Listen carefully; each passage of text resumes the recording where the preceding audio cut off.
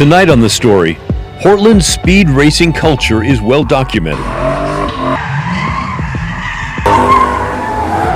Amateurs showing off for crowds and social media, oftentimes paired with their perceived need for speed. But tonight, a new twist: supercar rentals. It really is the Airbnb for cars. A 21-year-old got the keys for a Mercedes that some would only dream of driving. And I'm just sitting there going, thinking I'm in a Fast and the Furious scene or something. Leading to this. Investigative reporter Evan Watson brings us a warning from a man whose dream car was dashed and crashed. Here's the story. A car is just a car until you drive it. It just made me feel good and started my day off feeling awesome. There is me all excited on the day I got it. Cutie. And it felt classy, felt kind of James Bond-ish, if you will. That was the car on our first date, and it was kind of special, for sure. I loved it, so. James Sands and his wife, Alexa, Like a gut punch. are talking like it's a memory. Yeah. Because a few weeks ago, It's the Mercedes likely took its last ride. oh, dang. Except James wasn't behind the wheel. At the end of the day, it's just frustrating. It's just disrespectful and violating. He had rented his supercar out on Turo, It really is the Airbnb for cars. an app that allows people to rent cars from private owners. The car's owners can make a few $100 a day. Pretty good description, if I say so myself, of how it would feel to drive. James says he has friends who make good money, no issues. Looking for a thrilling driving experience that will leave you breathless? Look no further than the Mercedes-AMG GTS Edition 1. So he tried it. A first-time rental to a mom who met the app's restrictions. I put 30 and up. 30 and older, valid license and insurance, mileage limits. Only she would be allowed to drive it. But later that Sunday night, out by the Portland airport in the cell phone waiting lot, the woman's son, 21-year-old Samuel Ursu, crashed the Mercedes supercar.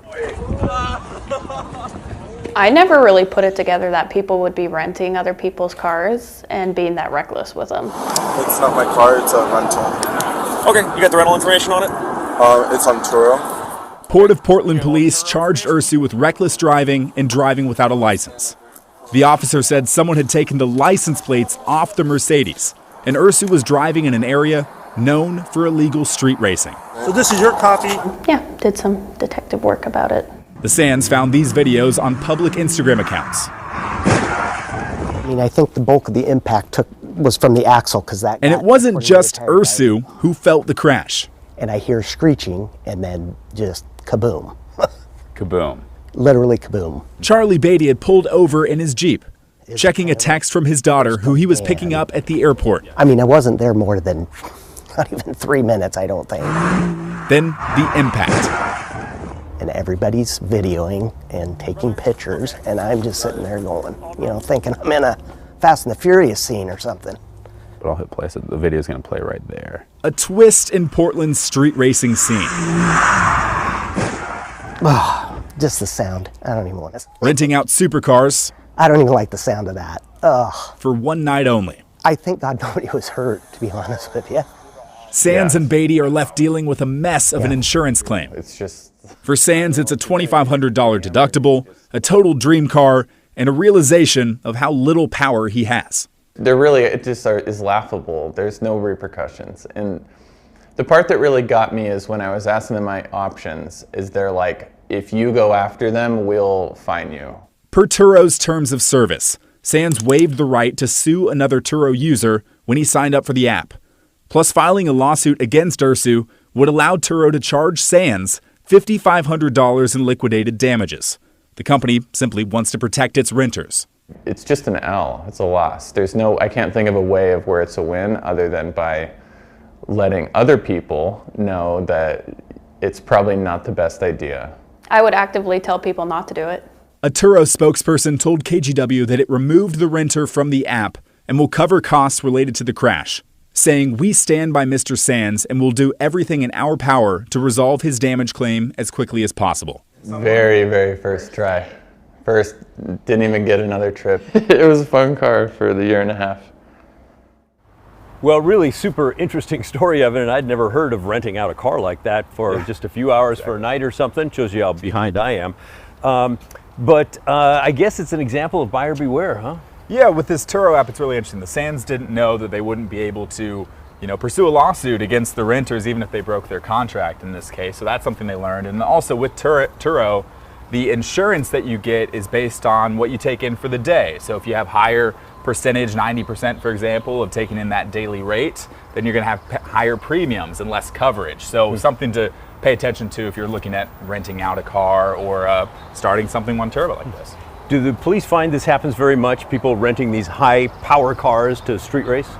Well, I asked Portland Police that question, said, hey, do you know of any examples like this? And they said, right now with street racing, we haven't seen this, kind of the renting of the supercar phenomenon, this new twist on street racing here in Portland. But we do know that street racing is something that they're seeing a lot of right now. Just a couple of weeks ago, Portland Police arrested 5 people, issued 33 citations, seized 6 cars for street racing just one Friday night in Portland. And then in this case, out by the airport, Port of Portland, they say, hey, this spot where we saw the street racing in this story, 3 times in the last 6 months, they've responded to that same thing right there. Wow, so it's going on and the police are on it, and this guy's just kind of out of luck for a little bit. Yeah, there you go. Right. Thanks, Evan, great stuff. Turning our attention now to Salem, where the GOP walkout in the Senate hit day number 13, and another 6 senators collected that 10th unexcused absence. That list includes a total now of 10 senators, 9 Republicans and 1 independent, including the minority leader in the Senate, that's Tim Knopp. They are all ineligible for re-election following their current term, thanks to Measure 113, which Republicans have said they will challenge in court. There are few, if any, signs that the walkout is going to end anytime soon. Democratic Senate President Rob Wagner says negotiations between the two sides mostly been unproductive. He said neither side is willing to budge. Dems want their abortion and gun bills rammed on through. The GOP wants those set aside before they return. Wagner says Democrats are not going to drop or change bills just because Republicans don't like them and don't support them. He argues that voters elected Democratic majority to see policies like these passed. A lot of you have asked what Governor Kotek is doing or has done to try and bring the two sides together. So far, she's largely stayed out of it. She told reporters yesterday that she's doing a lot of listening and telling lawmakers there's an expectation to get back to work. She's also said that she would consider calling a special session if lawmakers cannot pass a budget by the end of the current session, which is June 25th. But what about the extraordinary option that she does have to send Oregon State Police to round up truant Republicans and force them back into the Senate chamber? She had ruled that out earlier, but in comments to the media yesterday, she threatened to change her mind.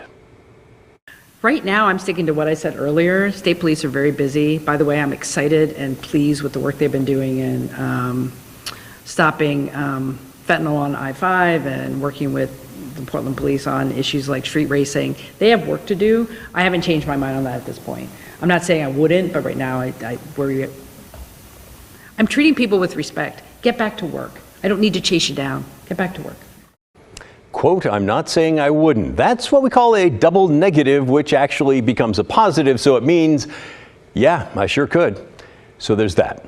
By the way, Senate President Rob Wagner basically said the same thing today. He reminded reporters that he said on the first day of the walkout that he would not ask state police to bring members back. Then he added, is that something we could do? It's still a potential, but I'm not saying that we're ready to go there. By the way, the power to force legislators back is part of the state constitution. It's in Article 4, Section 12. It reads, 2/3 of each house shall constitute a quorum to do business, but a smaller number may meet, adjourn from day to day, and compel the attendance of absent members. The key word there, of course, compel. What that means is the Senate President Wagner could compel the attendance of the Republicans by asking the governor to use the state police to round them up, since Wagner has no authority over the state police. Hopefully, it does not come to that, but it is possible. And in my opinion, the fact that the governor and the Senate president would not rule it out when asked about it, well, that makes it likely in my mind, very likely, that the state police will be used to find these Republicans and drag them into the Senate chamber. But again, it's just my opinion. I might be wrong. I hope I am. Hopefully it won't be needed.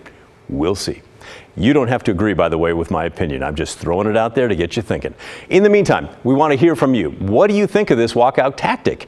We're especially interested in hearing from those of you who live in the districts where the senators are on the list of the 10 unexcused absences. Tell us where you are and tell us what you think about this. Are they doing the right thing, or do you think they need to get back to the chamber to continue to work? What do you think? Send us an email, will you? The address is thestory@kgw.com, or you can call and leave a voicemail. The number is 503-226-5090. Coming up next on The Story, today marks 43 years since the eruption of Mount St. Helens, and we're heading into the KGW vault to look back at the day that forever changed the Pacific Northwest. We'll bring you a report from May 18th, 1980, and hear from a KGW reporter who was there for it all when The Story returns.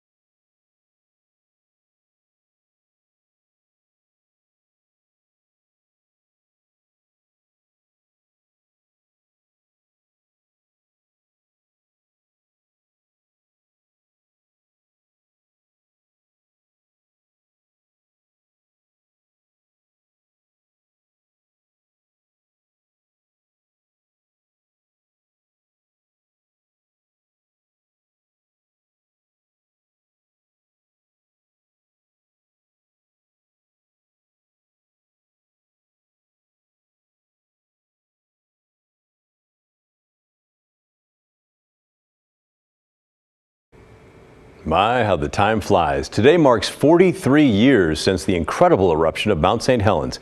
It covered the Northwest in clouds of ash. And if you were around in those days, there's just no forgetting it. I was 17 years old, living in Bellevue outside of Seattle.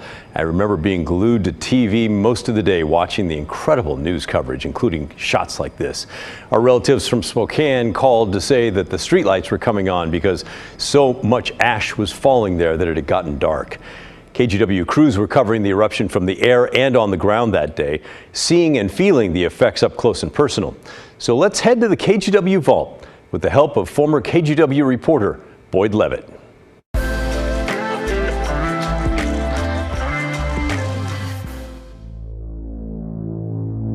This is a special report of the King Broadcasting Network live from KGW News 8 in Portland, Oregon. First, we take you live to Amboy, Washington, where reporter Boyd Levitt is standing by in the shadow of Mount St. Helens. Boyd? For Robin and Ralph, the volcano's blasts have come with a vengeance today. The spectacle of the massive plume is one that few will forget. With a little bit of wind from the west late today, we can get a little better view of it this afternoon than we had earlier in the day to see that the conically shaped top of the mountain is now gone. That in fact there's a rounded appearance to the top of the volcano. That the steam and the ash are coming from a wide area on top. Obviously, there is a very large crater there. Well, certainly a historic day, but you know, those memories sear themselves into your mind. And so it was the first day, somewhere around mid-March, well, March 20, if I remember right, when there was an earthquake, and it was a 5.0 sort of thing. And my assignment was simply on day one to go up and do something with a story about an earthquake. A few moments ago, we felt one of those strong earthquakes. We were sitting in our news car at about 9:05 in the morning. First a slow rocking motion, and then a few fast jolts, and then several aftershocks. But when the bulge started on the north side of the mountain, and there was this pressure pushing up, and the whole edge of the mountain was sort of creeping up like that, then the geologists said to themselves and then to the public, this is something potentially very, very dangerous. I will admit that at one point I stood on the top of the mountain as the bulge was bulging, and you could look at it horizontally, and it was growing at the rate of 5 feet a day, and that was worrisome to everybody. We've got an eruption down here. Now we got a big slide coming off. The slide is coming off of the west slope. And the station called and said, it's changed big time. And it took me about 30 seconds to get my hiking boots on and all my gear and that iconic KGW blue jacket out the door, into town, up through the Terwilliger curves, and there it was. We weren't quite prepared for what we saw today and what we smelled today. Inside the aircraft here, a sickening stench of hydrogen sulfide. 57 families lost loved ones in this, and several of my friends as well. So it was a story of drama that didn't end on May 18th, it was just beginning. As the ash is continuing to come out of the mountain at this hour at sunset here on the southwest side of Mount St. Helens. And from our position on the top of Mount Amboy, I'm Boyd Levitt reporting. Good to see you again, Boyd. Up next on the story, an issue that you tell us about quite a bit, teacher burnout. Many in the profession have had enough, especially with low pay and big-time workloads. But what happens when there are not enough teachers for our students? We'll explore that next when the story returns.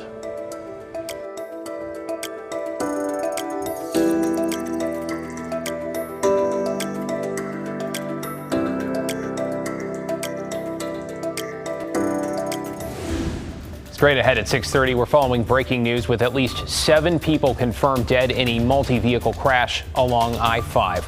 Also ahead, a monster of a fire means one less affordable housing option. Who's now stepping in to offer help? Plus, sweltering in school, why parents and students are fed up, and what Portland schools is promising. That is next at 6:30. Hope to see you then.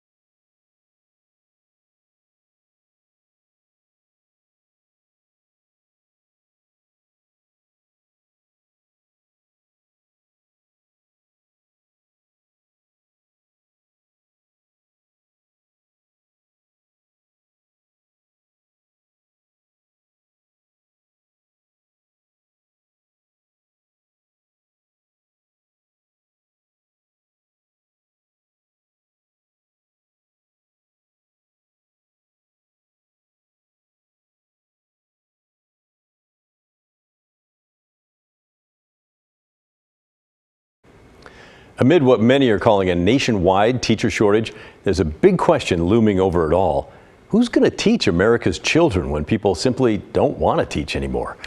Research says that teacher impacts student achievement more than any other aspect of schooling. But as our Verify team reports, many teachers say they're burned out because of the low pay and increased workloads, fed up and hanging on by a thread.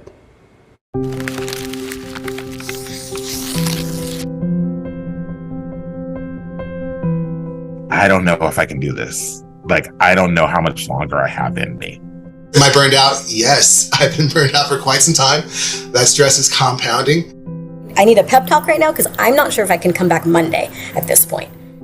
Violeta Duran is a high school English teacher with nearly 20 years of experience. She's burned out, and she's not alone.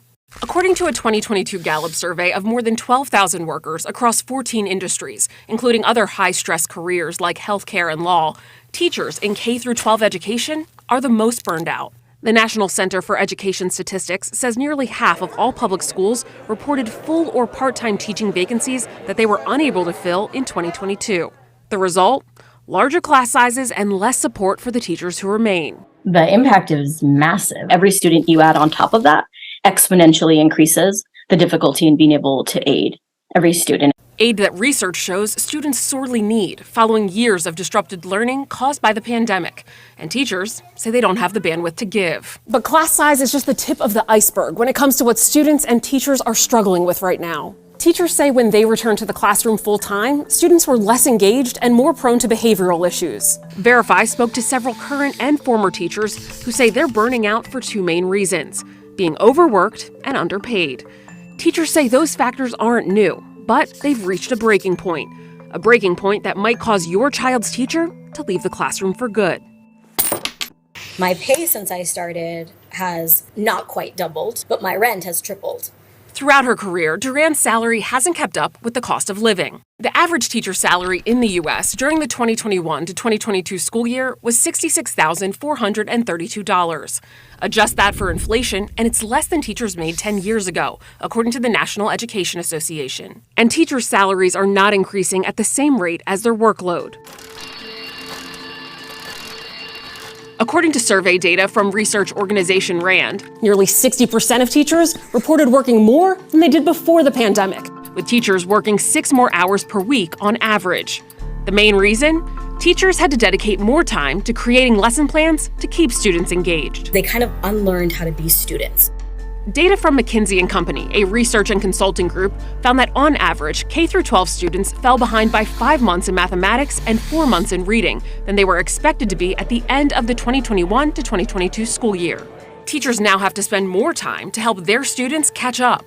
I really became very poor at managing my personal time. Middle school band teacher Sarah Coyce quit in 2021. My mental health has improved leaps and bounds. I started doing things I enjoy.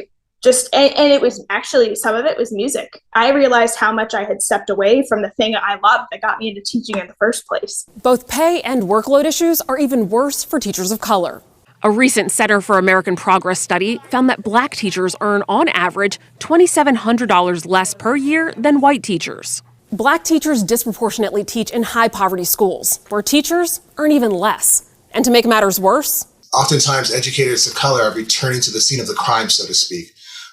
They were students in our school system or students in school systems that, where they felt oftentimes very undersupported. Teachers of color told Verify they often have to take on extra responsibilities compared to their white peers.